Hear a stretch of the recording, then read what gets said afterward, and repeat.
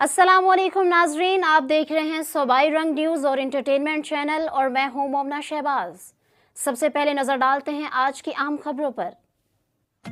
خبر شامل کرتے ہیں سرگودا سے۔ تعلیمی بورڈ سرگودا نے جماعت نہم کے سالانہ امتحان 2024 کے نتائج کا اعلان کر دیا۔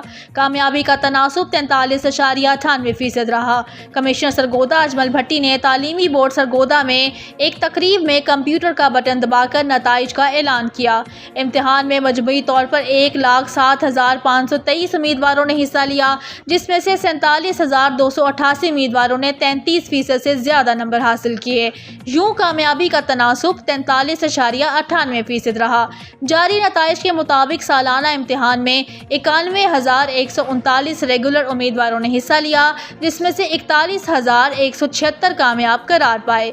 ریگولر امیدواروں کی کامیابی کا تناسب 45.98% رہا۔ امتحانات میں 16,348 پرائیویٹ امیدواروں نے حصہ لیا، جس میں سے 6,112 کامیاب قرار پائے۔ یوں پرائیویٹ امیدواروں کی کامیابی کا تناسب 37.30% رہا۔